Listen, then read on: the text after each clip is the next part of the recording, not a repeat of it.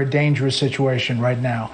That there are, I'm being told, these protesters on the inside are around both chambers, and there is now tear gas inside the Capitol rotunda. In fact, members locked in the House are being instructed to put on masks.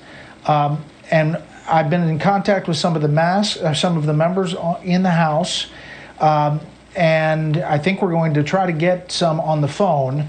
But these protesters are inside the rotunda, and we're told that there is gas or pepper gas, I'm not going to say tear gas, but some kind of gas inside the Capitol dome. So we've gone to a different scenario. To Chad's point, the security situation has failed, and they are trying to get those officers in position to deal with this. I'm going to toss it back to you. I think I've got somebody calling in. All right, you take that call, and if it's somebody inside, we'll want to get them on the phone with us. Martha McCallum, for additional thoughts now. Same thing. Hearing these reports that there's tear gas being used in the rotunda, as Brett has just reported. The members are being told to get those gas masks that are under their seats. The other big question is, where is the vice president? We're told that he was rushed out of the chamber. And this answers the question that I raised before. You know, I was under the assumption that they would be safe in the chamber. That was before we realized that people had actually breached the building and were walking through the rotunda. Obviously, this is a huge victory for these protesters. They have disrupted the system in an enormous way. And I just want to, remind everyone of what happened earlier this week, right? People going to Josh Hawley's house. We've seen spray paint on Mitch McConnell's door, on Nancy Pelosi's door as well. And we've all been sort of tracking the escalation of this. Now, look at what you've got now. You have protesters inside the Capitol building in quite an incredible act that I think you could, revolt is a word that, can be used here in some ways. I just want to jump in here. On the stairs. Yeah, right. Go ahead. Yes, because Congressman Michael Waltz of Florida, he is inside on the House floor. He's on the phone with us now. Congressman? Congressman Waltz, could you give us an update? Yeah. Hi, Dana. Can you hear me? Yes, sir. Yeah, we are on the House floor. We've been informed that protesters have penetrated the Capitol. Tear gas has been deployed. Members now have masks that are in the Capitol and deploying those masks, and we're now being evacuated. And are you being evacuated as well? Yes, the entire House floor is being evacuated. And I just want to say, Dana, this is despicable. This is not who we are as a country. We were debating this through debate and discussion from our interpretations of the Constitution. Members were objecting to, excuse me, sorry, we're moving kind of quickly here, but members were objecting to people's concerns, but there is no place for violence. I've served in places overseas in Africa and Afghanistan and otherwhere where violence is how we solve our disputes, not here in America. We solve it through debate and discussion in courts and judges. And I just want to make sure everyone hears that today. This is unacceptable and a sad day for the country. Congressman, how will they get you out of the building? Where will you go? I'm not sure at this point. We're following the instructions from the Capitol Police, who are doing a fantastic job. Commendable to what they're doing, but we are moving downstairs into the basement. All right, Congressman, we'll let you do that. Thank you for calling in. We appreciate it. President Trump just tweeting this. Please support our Capitol Police and law enforcement. They are truly on the side of our country. Stay peaceful. We haven't heard from Karl Rove in just a little bit. Karl, if you're still there, if you could give us some additional thoughts here, especially about the vice president. He is a constitutional officer. He needs to be protected. We believe that he's been evacuated, but tell me a little bit more about that process. Well, so is Speaker Pelosi, and so is the President Pro Tem of the Senate. I suspect all three of them have security details that are moving them to a place of safety. This is an extraordinary moment. We've got people climbing up the exterior of the Capitol building. I see in some of the footage, people have climbed up off of the portico on the west side, and are now outside the windows 10 or 20 feet higher than that. They've climbed up the wall somehow. So this is. I agree with Congressman Mast from Florida. This is unacceptable behavior. We are a democracy. We're a republic. We have a right to peacefully protest, but an attempt to stop the actions of a constitutionally required session of the United States Congress is beyond the pale.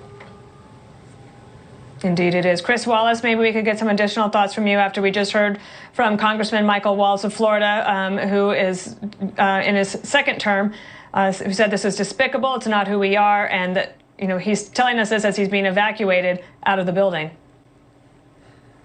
Well, a couple of thoughts. First of all, to go back to what Chad Pergram said a while ago, that the utter failure of the Capitol Police to protect the U.S. Capitol. You know, it was not a surprise that there were going to be tens of thousands of protesters in Washington. The Mayor Bowser announced that she was putting all D.C. police on duty. No leaves, no vacations, no days off. She called up 500 National Guards. Obviously, the U.S. Capitol Police were deployed as well. And how it got to this situation, this shot that you see here of people who've been able to climb the walls, who have gotten up to the very outside of the Capitol building, and some have actually breached it, gone inside, and have shut down the constitutional responsibility. We assume it's going to get done at some point, but right now the duly elected members of the House and the Senate are being forced by a mob to leave the House chamber and the Senate chamber and to stop their constitutional duty of certifying the vote of Joe Biden for president of the United States. It's a huge security lapse, and frankly, one wonders whether President Trump should do more than just tweet about supporting the police. You know, he did have this hour-long rant and urged people to head down to the Capitol and to never accept the results. Perhaps he needs to do more to try to get these folks to stand down so that Congress, whether he likes the result or not, can fulfill its constitutional duties. This is a very, you know, certainly in my 60 years covering national politics, I've never seen anything like it, and frankly, I hope I never do again. It's pretty disturbing. Indeed. Thank you, Chris Wallace. So, Brett Baer, we are waiting to hear from Joe Biden. He was scheduled to give remarks about the economy. Obviously, he would probably be saying some additional comments, so we will take that when we get it. But thank you for getting the congressman on the phone for us for that inside the building update. Anything more to report? Well, just bad news from inside, and that protesters inside are trying to break down the door of the House chamber, which is one of the reasons the House members have been escorted out of there, as you heard Congressman Waltz as well.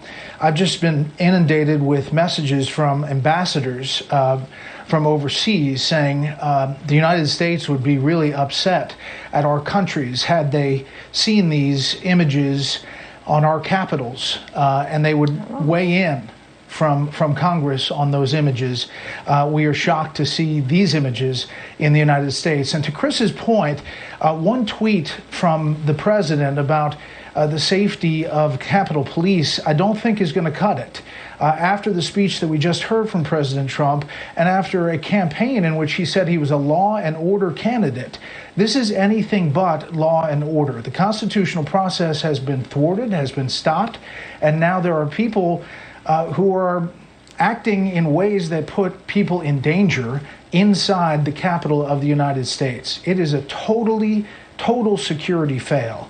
And why more hadn't been done prior to this day is going to be a big question going forward. I mean, it is shocking that the security failed in this way. As you can see, the protesters are up on the inauguration stands. Of course, there wasn't even going to be a traditional inauguration because of COVID. We have John Roberts at the White House. John, we have the tweet from the president. Anything else from the White House? Yeah, you know, I went up to talk with the communications folks just before the president tweeted and said, well, you have a statement about what's going on Capitol Hill. And they all sort of had glum faces because they see what's going on.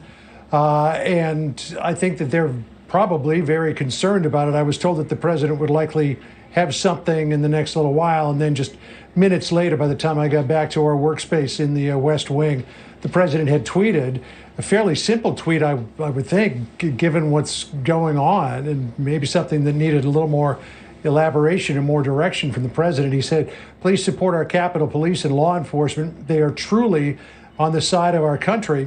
Stay peaceful." This, of course, is not the first time that Trump supporters have clashed with police.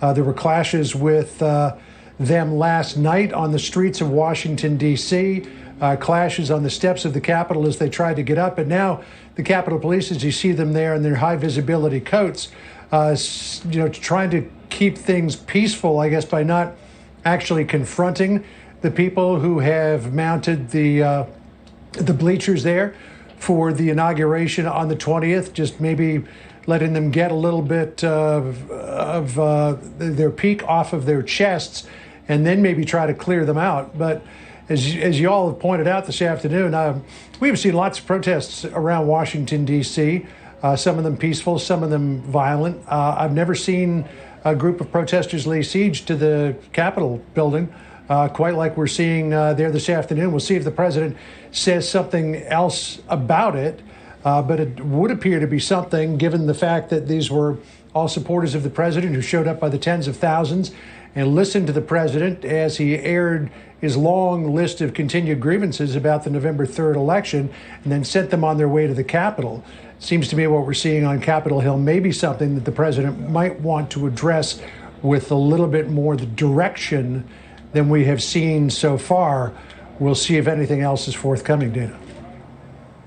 Okay, if you get anything else, we'll get right back to you. And Martha McCallum, as we watch now, you have the wide shot here of the Capitol, which gives you a perspective of just how big this protest is. I mean, we continue to get messages from people inside the building and reports that a lot of the members of the Senate and House are sort of on their own at this point and hunkered down. Several of them sent staff out as soon as they had an indication that there was a problem inside. So this is just a really extraordinary situation. I mean, that word just doesn't seem to fit what we're watching at this point. There's a lot coming across on Twitter, and I know we have to be careful about it because, but so far the things that we've heard have turned out to be verified later on. But there's clearly pressure on the actual chamber. And that is something that they're trying to protect the sanctity of at this point in a very forceful way, which is, of course, understandable given the fact that people are now in this building. And also, I keep going back in my mind to Griff Jenkins speaking with that man on the street. I think a lot of this was that they were promised something. These people were told that today was going to overturn the election. And when you hear the passion in their voices, you can understand why they are severely disappointed. Now, we're going to talk a lot about whether or not those ideas should have ever been elevated for them. But the pressure on the vice president in the past few days has been extraordinary. And now he was the first person who was ushered out of that chamber to safety because he is under an enormous amount of pressure for the decision that he made and the expectation that so many of these people had for what he was going to do. So I mean, just put yourself in his shoes in this moment. Very frightening time, to be sure, for him. Mm-hmm. And Brett Baer, back in 1995, when I first came to Capitol Hill as a junior staffer, one of my jobs was to give tours of the U.S. Capitol building. And I loved that job. That building means so much to our country. It is so beautiful, and it is such a symbol of all that we stand for. And I do hope that anybody inside takes care to not destroy anything. Well, that's where I want to update you on, Dana. A couple of things. One, we should be careful. The Capitol Police are doing the best they can. No police force like this could be able to stop a crowd rushing like this unless you have a big force like a National Guard. So when we say it was a security failure, we should point out it is a political failure that these that this has come to this point. But the specifics I want to tell you about is that there are images now inside the House chamber, and there are efforts to break through the main door to the House chamber, and the window to that door has been broken. And there are images of Capitol Police with their guns drawn, pointed at that door inside the House. This is the door by which the president walks down for the State of the Union address. We see it many times when the House clerk comes out and announces the president through those two double doors. The windows have been broken, and now surrounding those doors are officers with their guns drawn to protect the House chamber. This does not happen in America, but it's happening today. And it's happening, and it is a sad scene, frankly, and it's not overstating it to say this is a major failure overall for the country. Chris Wallace, I'm trying to think ahead a little bit as to how does this end? Well, I think that at some point they're going to regain control of Capitol Hill and regain control. It sounds amazing that we're even saying these words, regain control of the House and Senate chamber, and they'll go back to the certification of the electors. I think an interesting question, as we had pointed out, the objectors, led by about 140 in the House and about a dozen, maybe 13, 14 in the Senate, led by Ted Cruz and Josh Hawley, had talked about objecting to as many as 5 or 6 states, the so-called swing states, starting with Arizona, which we were on right now.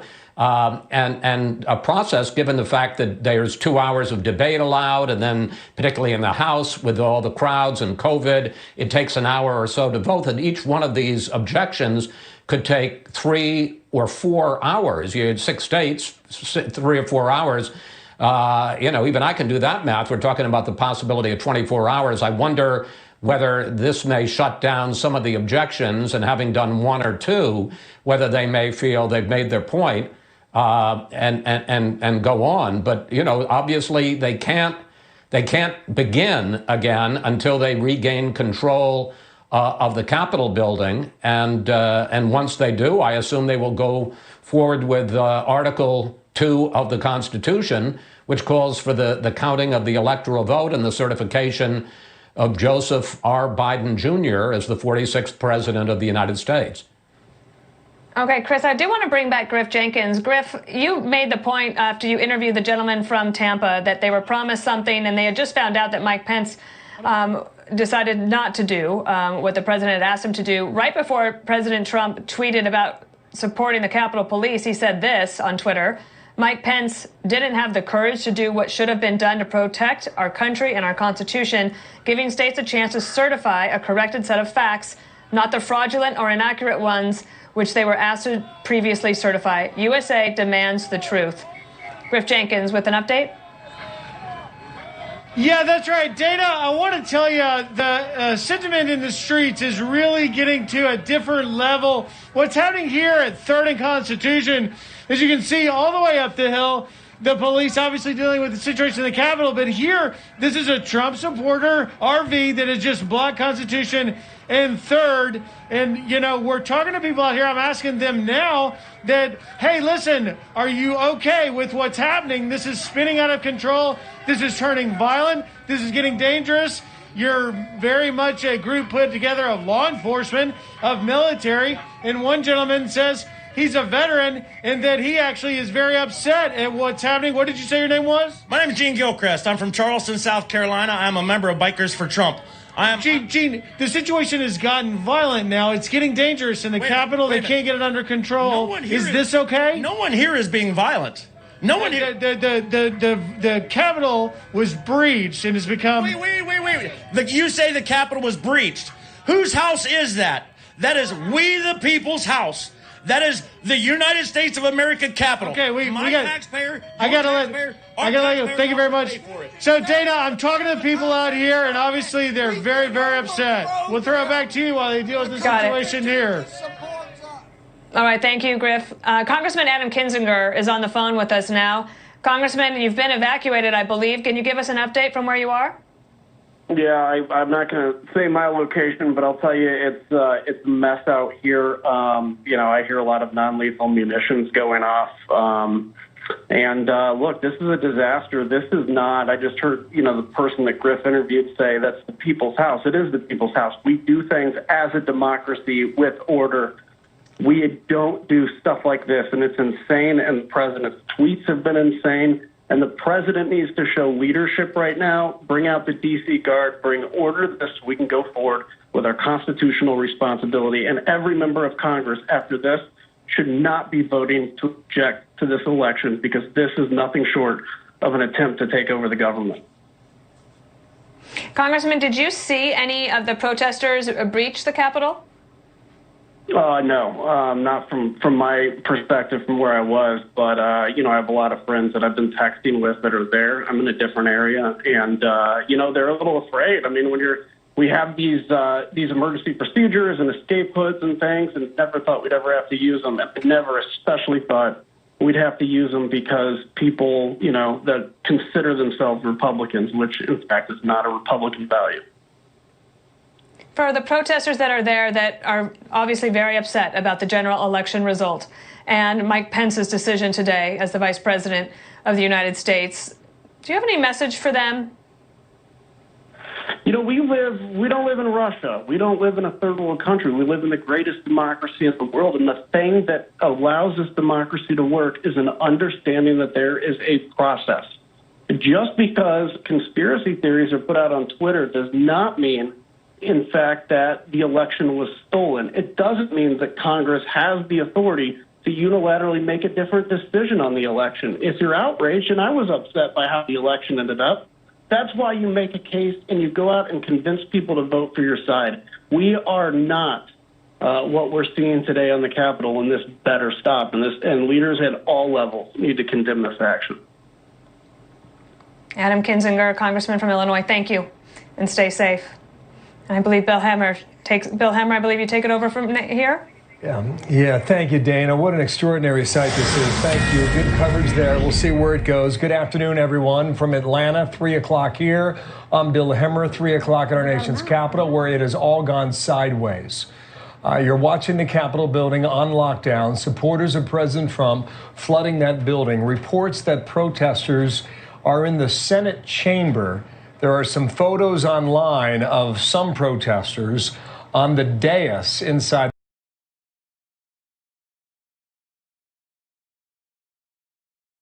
Critical times in government, when Congress is on the verge of certifying a new president, and we get this. Mike Johnson, a Republican from Louisiana, on the telephone. Sir, do you want to identify your location at the Capitol? Bill, no, I shouldn't do that. I'm with a number of members, House members. We're in a secure location on the House complex, but obviously it's a very sensitive thing right now.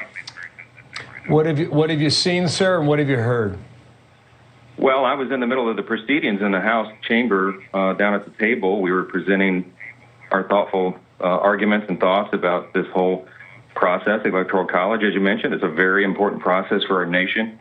Happens every 4 years, and we're going through the methodical steps. This is nothing unusual, what was happening today. There have been many objections over the years. We're going through the process, and then they begin the lockdown, and there's chaos on the floor, and members get a bit alarmed, and we get multiple orders by the Capitol Police, and ultimately they evacuate the chamber. It's just a really, really sad thing. Our nation's capital gets massive rallies every year, all the time. How did this happen? It's a great question. The whole nation is a tinderbox right now of emotion, of vitriol. These are dark days for our country, and we all feel it. We all know it. I mean, I'm here as one of the advocates on the Republican side, stating our concerns about this election and the allegations of fraud and the irregularity and all that. But I don't see my colleagues on the other side of the aisle making the other argument as an enemy. Like, we're all American, and we have to remember the positive things, the foundational principles, the things that unite us. I mean, we can debate, argue, and go back and forth about policy and elections and all the rest, but at the end of the day, we're all one family in this country, and if we forget that, we lose that value. Our republic is in peril. I mean, we got to remember, Bill, you and I know this. This is an experiment in self-governance. There's never been a constitutional republic like we have. We're the greatest nation in the history of the world, but we are that because we're based upon these foundational principles like the rule of law. And if we lose it, we lose who we are as a nation. And it's a very dangerous thing. What concerns me is when night comes, because we have seen Washington, D.C., it's been a mess for months. And some of the violence we've seen after dark is just unacceptable. Is there any way 2 hours, 3 hours away from sunset to get a control of what's happening here and to make sure that everyone gets out safely? Well, look, I have a great confidence in the Capitol Police. Some of the bravest men and women in America served in that force, and they've done a great job. They've proven their bravery and their merit even in the last couple of years with the assassination attempt on Steve Scalise and some of our colleagues on the baseball field. So, the members here are in good hands. We have, the members ourselves are, there's not a lot of fear here. There's really just a lot of sadness, I'll be honest with you. I mean, it's just the countenance on the faces of my colleagues on both sides of the aisle.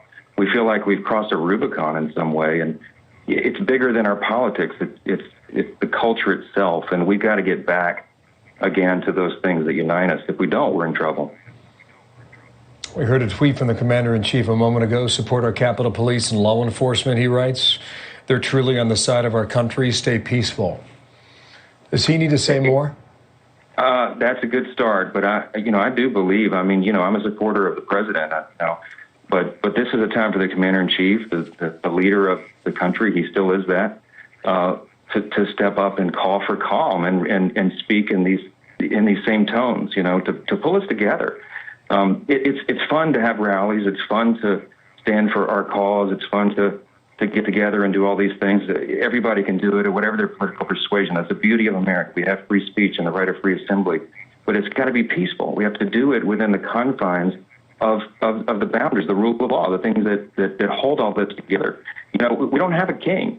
When we broke away from Great Britain, we said we're going to be self-governing. As Lincoln said, it's a government of, by, and for the people. The people have to do this. But we govern ourselves, and we've got to get together to do that. If we can't talk to one another, if we can't cross the street without shouting epithets at someone or heavens letting their fist fly, then we're in real trouble. We have to get back to the basics, and I hope in the days and weeks, months to come, no matter the outcome of this presidential election or any political outcome, that we can get back to these foundational ideals. Because if we don't, again, we're going to see a lot more of this in the days ahead. Well stated, sir. Thank you for your time. Mike Johnson, you stay safe to your colleagues that you're with at the moment. We'll track your progress and make sure that things end as best as they can. Thank you, Mike Johnson, Republican from Louisiana. In a moment here, we're going to be joined by Kevin McCarthy, the Republican minority leader. Once we get the line hooked up with him, we'll get a sense as to what his situation is and what can be forecasted over the next hour or two. Kevin McCarthy, Bill Hemmer, we're live on the air. Sir, where are you? What do you see around you? What do you want us to understand? First of all, this is so un-American. I condemn any of this violence that's happening in the Capitol right now. I could not be sadder or more disappointed with the way our country looks at this very moment. People are getting hurt. Anyone involved in this, if you're hearing me, hear me very loud and clear. This is not the American way. This is not protected by the First Amendment. This must stop now. As a nation, we've got to come together. This is so unacceptable. What I see happening at this very moment. We can disagree, but we do not take it to this level. We do not do what is happening right now. There are reports that protesters inside the Capitol are clashing with the police. Have you seen that? Have you heard that? I've watched it. I cannot thank the Capitol Police enough for the job that they are having to do right now. These are people inside a U.S. Capitol. There are things that are happening that I probably shouldn't say right now, but this is unacceptable. We can have differences of opinion. People can protest, but you do not do what is happening right now. People are being hurt. People are being hurt. There's been shots that have been fired. This is unacceptable. You can confirm that shots have been fired inside the Capitol or outside? I'm with Capitol Police. I heard on the radio shots fired. How long ago was that? 10, 15 minutes ago. Okay. Did they say how many? No, they probably won't let me get some more. Okay. All right. So listen, that's the only report that you have heard, to be clear, correct? Yeah, correct. Do you know if the shots came from someone who came to Washington or from Capitol Police? I don't know anything. I just heard on the radio. But I watched what was happening inside the building. People have to be locked down. Members have to be locked down. This is the people's house. This is a house that people come in and watch us debate. In a normal time, in a normal America, people would be in the galleries watching us debate each side and have a vote and accept what happened in the end. That's not what's happening today. This is un-American what is going on, and this has to stop. I understand the point you're making there. Security, should it have been better when you're receiving tens of thousands of people from all over the country? I watched barriers up there, then I watched barriers being broken. I watched people breaking windows. I watched people running into a building.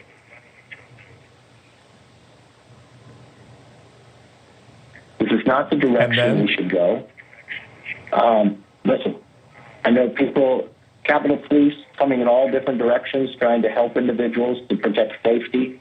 We've got people who work for us, who are young, knowing what they're going to do. I have been in this Capitol for more than 10 years. I've never seen anything like this.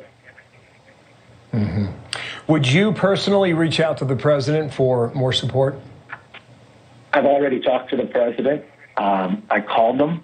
I think we need to make a statement, make sure that we can calm individuals down. Now, I don't know who these people are. Remember, when you have a big crowd, there's people who can get into a crowd. I don't know who they are. I don't have any reports.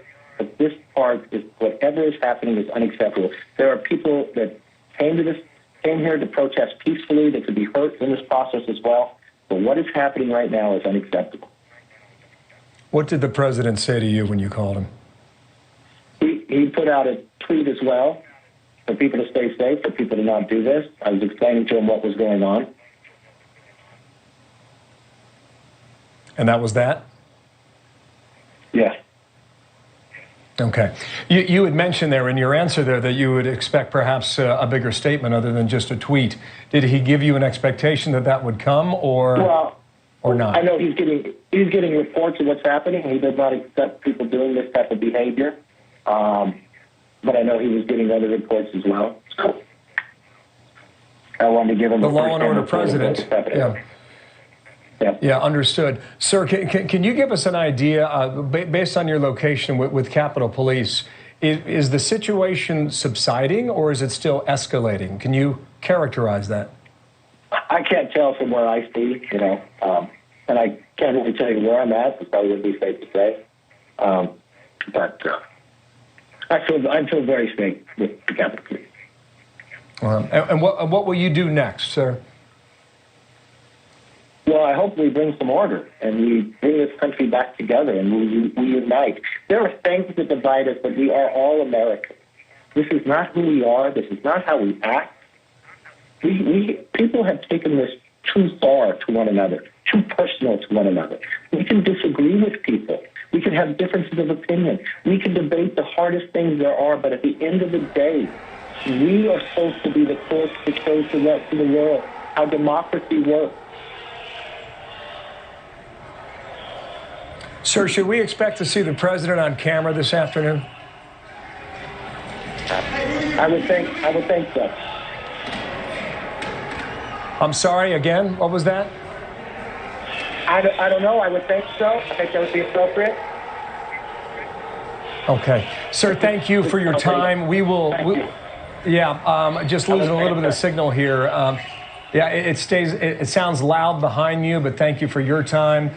Rich Edson's on the ground there. Chad Pergram. Let's go to Chad first and get a sense for what good he is afternoon, picking Bill, up now. Check that.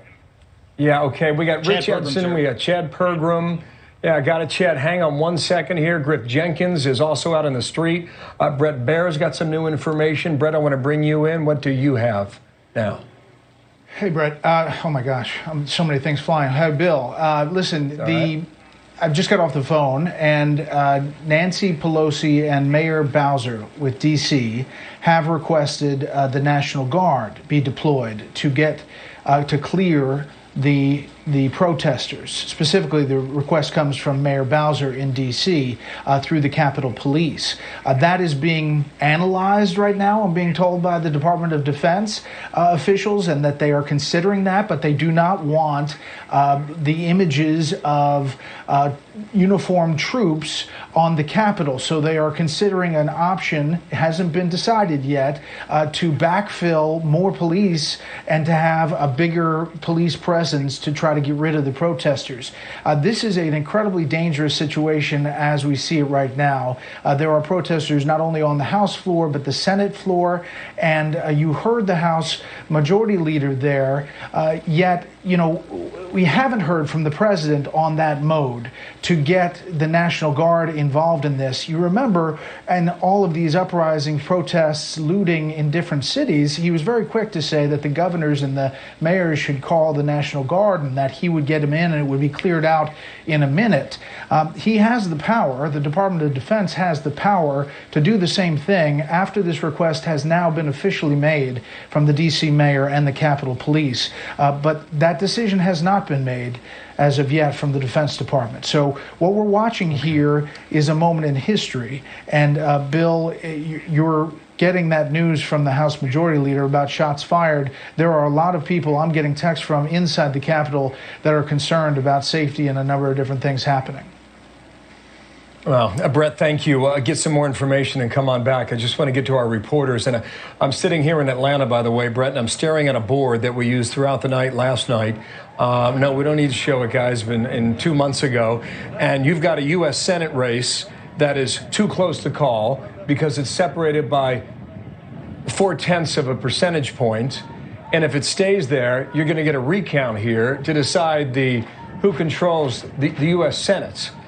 And then we moved to the morning hours today, and the president came out about 11:45, spoke for about an hour and a half, and he was fired up.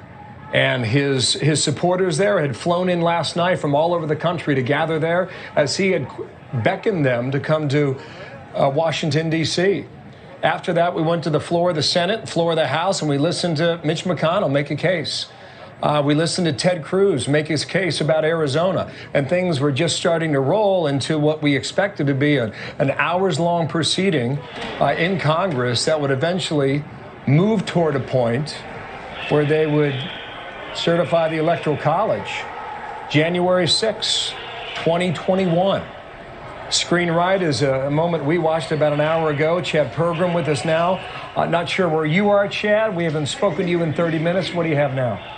Brett, I want to be very clear about something. This is the most significant breach of an American government institution since the Battle of Bladensburg, August 24th, 1814, when the British came and burned the Capitol and also burned the White House. We have never had an instance of an incursion inside the U.S. Capitol building to this degree since that time. Let's be clear, the mob upended American democracy today as they try to count the Electoral College. You have people taking over the House chamber, the Senate chamber, gunshots on Capitol Hill, an utter breakdown of the constitutional process. Bedlam.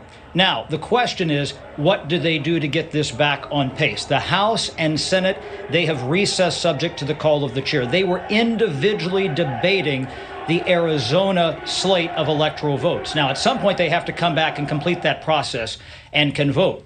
Under the Electoral Count Act of 1887, you can recess for a certain period of time, but once you start that joint session, which is what started with Vice President Pence presiding today at 1 o'clock, you have to conclude this process within 5 days. You basically have until the 11th of January. So it's possible that they could, if they believe that the U.S. Capitol is unsafe, to continue with this process. Nowhere does it say in the Constitution or in the House or Senate rules that you have to meet here or do this process here. I remember when we had the earthquake in Washington, D.C. in 2011, the Senate was scheduled to have a brief session, and they met down the street at the post office. But the scenes today of American democracy, of officials from the Sergeant at Arms office with guns drawn inside the House chamber. I mean, we haven't had an incident with firearms in the House chamber since you had Puerto Rican nationalists shoot several members of Congress in 1954. I mean, this is remarkable that this has unfolded today. And the question is, how do they get things back on pace? Yeah.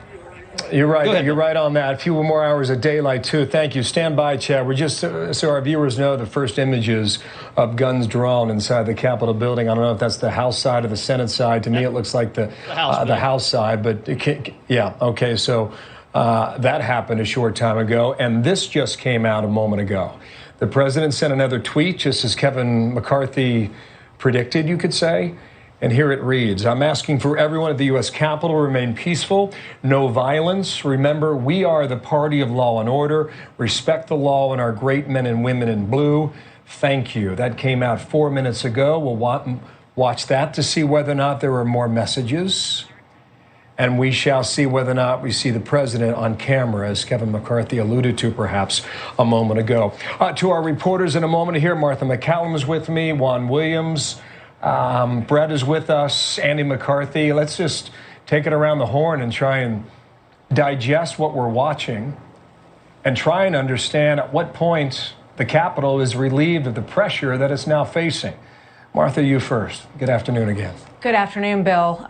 We are witnessing something that is just beyond our comprehension as Americans. One of the men on the street said, this is the people's house, and absolutely it is, but it is not a place where you can break windows and storm hallways and overwhelm police officers. The images that you just showed, and maybe we can put them back up on the screen, are so stark and so disturbing, of guns drawn inside the chamber. That's inside the chamber. You can see that the windows have been broken and the guns are aimed at people on the other side who are trying to get in. There are also images of a person who has been shot. We heard the reports of shots fired. We're waiting for more details on that. Kevin McCarthy said that he had heard as well that someone had been shot, and those images are starting to surface. We're going to try to work on verifying those. But this is an unsettling, astonishing day, and I continue to hear from people inside the building who very much want the president to speak in a much more forceful way to get this to stop and to rein this in. And I also would just go back to the misconception that a lot of people had. They came here because they believed that Vice President Pence was going to not certify the election.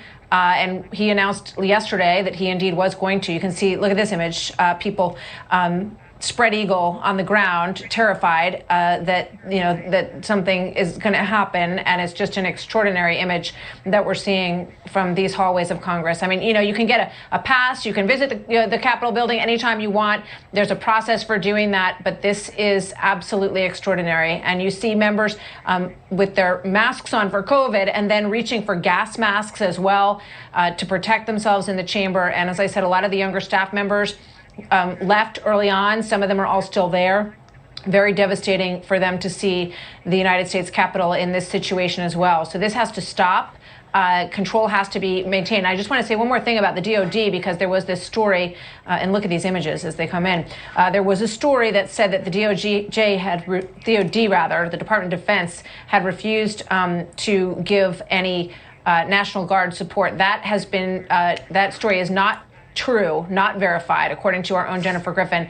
And there's been a lot of discussion at the Department of Defense, because people kept saying, oh, well, will you get involved if there's not a peaceful transition of power? So their hesitancy here is to stand that line, to let the Capitol Police deal with this situation.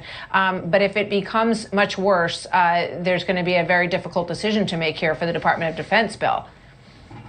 Yeah. Martha, thank you. We'll get to our reporters in a moment here. Juan Williams watching this as well. And Juan, it seems to have settled into a moment here where there were hundreds, perhaps thousands gathered on the Capitol steps. And I don't know what happened inside, but the reports are not good. Your observations as we watch this together now. I heard Kevin McCarthy and others who are inside the building, Bill, say that there is more sadness than fear. And that's the way I feel about this. I just can't believe this is, our America. It is just tragic. And this shouldn't be going on.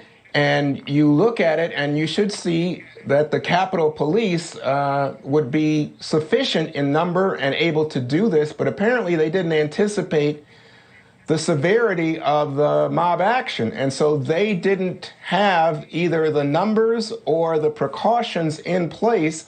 They've now had some backup from the city police here, the Metropolitan Police Department. And as you heard from others, Nancy Pelosi, the Speaker of the House, along with Mayor Muriel Bowser of the District of Columbia, have asked for additional support. And of course, I think that there is going to be some action, especially as, Bill, you were right on target. I mean, the nightfall will present another set of very troubling dynamics, not only if the mob remains in place, but in terms of trying to get them to peacefully move on. But, you hear, and I just want to be clear with people, you hear Republican leadership, Kevin McCarthy, the minority leader and the Speaker of the minority leader of the House, say this is so un-American. This is not who we are. And again, you would think that respect for police, the Blue Lives Matter and all that, you would think that law and order would carry the day here. But obviously, the passions have run over, and have run over in such a way that it pains me to say to you that there is gunfire inside our Capitol. This is really the brink of anarchy, and you've got to ask, where is the president, and why is he attacking the vice president and saying the vice president, his vice president, lacks courage? That's just not. It's not. As a political analyst, let me say this is way beyond politics, way beyond politics at this juncture, and we need to understand that calm is of the essence and that people should respect each other and respect the idea of a constitutional transition, which is what was going on. There was debate about accepting the Electoral College vote. That's totally within the realm of possibility, acceptable, even though it was just a formality at this juncture. But this now has even stopped that. This has been a breach of our constitutional process. It's that serious. Yeah. Juan, there was the sun sets at 5:01, by the way, in Washington. The reason I make that point is when we were in Washington for the Republican convention, pseudo as it was, given the COVID times for the DNC and the RNC, there were thousands of supporters of the president on the South Lawn of the White House. And when they emerged from the South Lawn, they walked into the darkness of a Washington, D.C. night. And so many of them were surrounded by protesters who had been lying in wait for them. And Rand Paul was a good example. He and his wife had been followed for blocks, and there was pushing and shoving. It was an ugly scene. And that's why I point out when night falls there in Washington, that is a time that could be quite serious. Couple updates right now. Chad Pergram reporting that Capitol Police are trying to regain control of the building. That's from the inside, so we'll see how that goes. Brett is telling us right now, Brett confirms that the request for from the D.C. mayor has been considered by the Department of Defense for National Guard, but they don't want troops. Brett's telling us this. In uniform on the Capitol, they want to back up the police to give them the ability to shore up forces and clear out the building. It has not, however, been officially decided, so stand by for more news on that. Do we have Rich? We have Rich Edson. Let's go to him on the Capitol and find out what he is seeing now. Rich, you got me?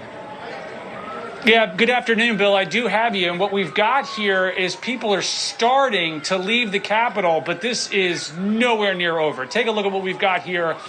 This is the exterior of the Capitol. People started about an hour and a half or so ago streaming up the side, finally breaking through and getting to those areas there on the west front of the Capitol where they are not supposed to be. This is a good mile and a half from where a large part of where they were listening to President Trump speak a while ago. They began moving east towards the Capitol. It started as something where it was a protest, but then there were plenty of people in the crowd who were set on breaching this place. And it wasn't just the Capitol, it was the office buildings. Off to the right, that's the House side. Cannon House office building is beyond that, where you had several lockdowns. You had people streaming up the other side of the Capitol on the Senate side.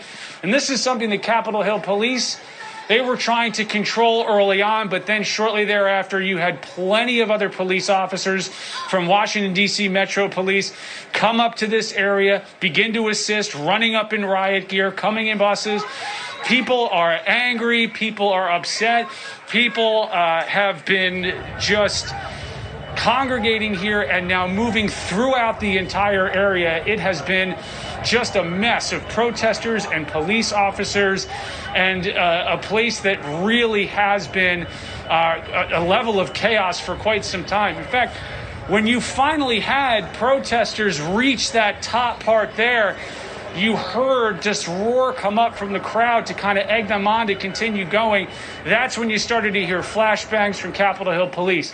That's when you had tear gas. And then shortly thereafter, we had people coming back towards us who had clearly been affected by the tear gas. So a lot of movement ongoing here. There's people leaving. There's still people coming here.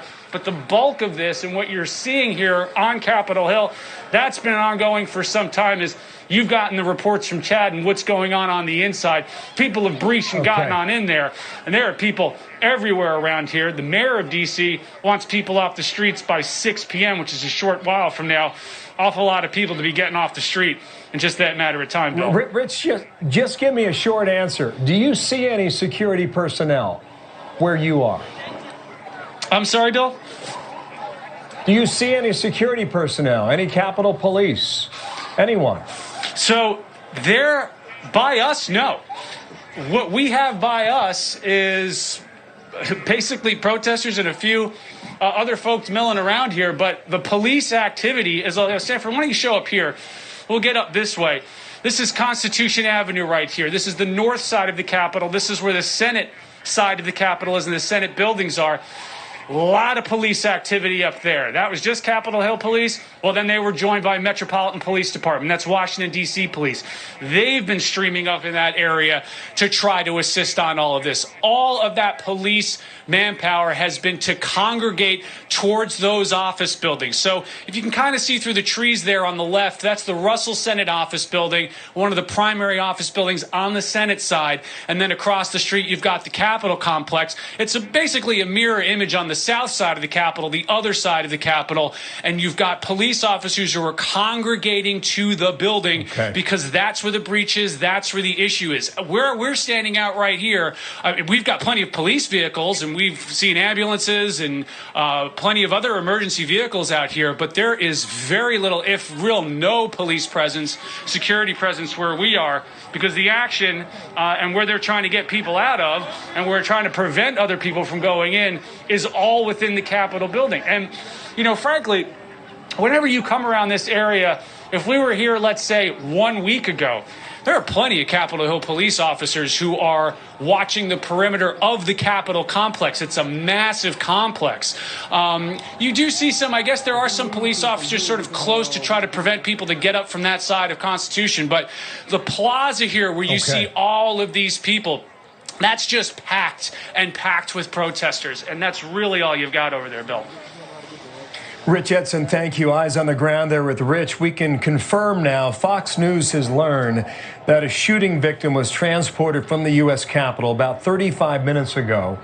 No other details yet, but that timeline would sync up with the conversation we had with Kevin McCarthy right when we came on the air around 3 o'clock East Coast time when he heard a call come over the Capitol Hill Police radio that shots had been fired inside, and now the victim has been taken to the local hospital. As we watch that, I want to bring in my colleague Chris Wallace, who was watching as well. And Chris, we've got 90 minutes till sundown. I don't know what they do with the National Guard. We'll wait on that until we get greater clarification. But for the time being, you need to secure this place, and you need to get it done now. I couldn't agree more, Bill. And there are pictures that are out that indicate that, at least in the case of the Senate, that protesters did get into the Senate chamber. There's a picture out, a still picture you can see right there, of a protester who is sitting, just to give you context, that is the chair where the presiding officer sits during debate in the Senate. That's the chair that Vice President Pence was sitting in at one point during the debate in the Senate. And there was a protester who got in, took the chair of the presiding officer of the Senate, and said Trump won that election. He was not the only one, obviously, to get in. That shot was taken by a pool producer before they shut down the Senate chamber. One of the other questions that keeps coming up is what role President Trump perhaps could play. You can see them now. Well, they've been able to breach some windows and are climbing into the Capitol that way. Some members, top Republicans, are talking about what more the president could do to try to stop this. Mick Mulvaney, the previous White House chief of staff, said the president's tweet is not enough. He can stop this now and needs to do exactly that. Tell these folks to go home. The president has said stop the violence, but he hasn't said to go home. Alyssa Farah, who used to be the White House communications director before she left to become a spokesperson for the Republican candidates down in Georgia, tweeted out, "Condemn this now, Donald Trump. You are the only one they will listen to for our country." And there's been a whole host of tweets from Republicans. Adam Kinzinger, sometimes a Trump critic, a Republican from Illinois, "This is a coup attempt." Tom Cotton, very conservative senator from Arkansas, "Violence and anarchy are unacceptable.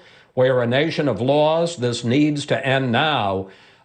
So the breach has actually gotten to the Senate floor, and you can see a number of Republicans calling on President Trump to do more. Obviously, this assault on the Capitol took place after he spoke for an hour to crowds and urged them to head down to the Capitol, not saying he urged them to commit this violence.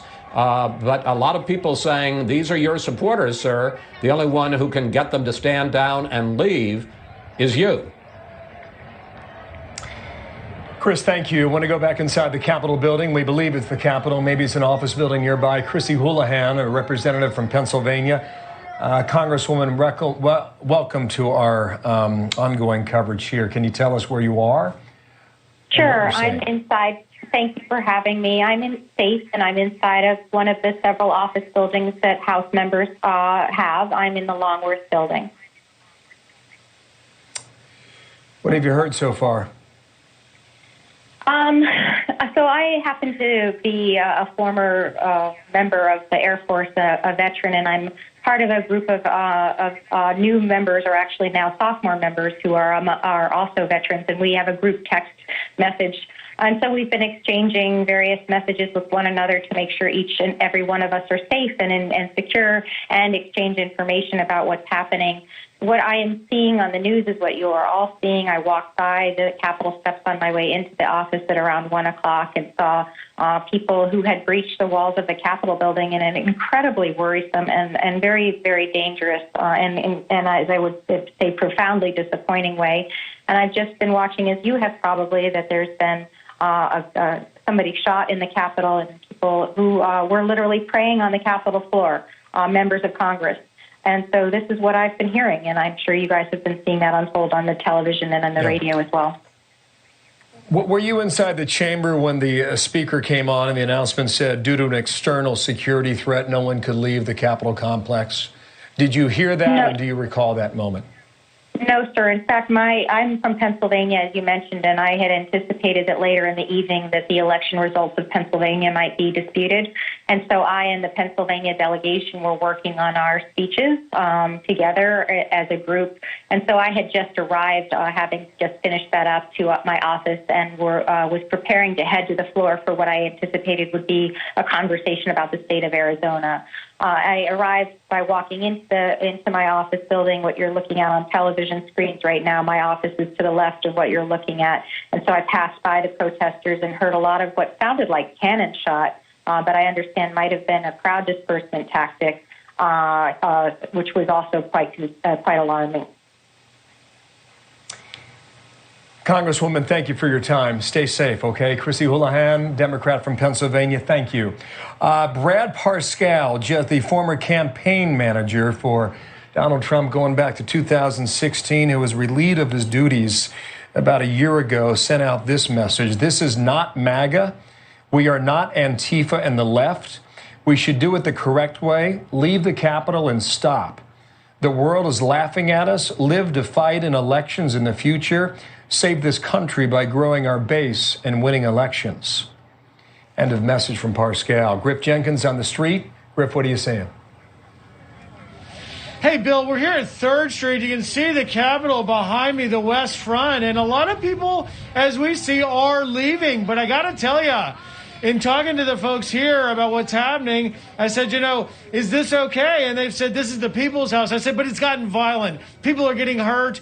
At least one person believed to be reportedly shot. And they said, I said, are you going to go home? Because the D.C. mayor has asked for a 6 p.m. curfew, and they aren't going to go home. But what we see now, the City Street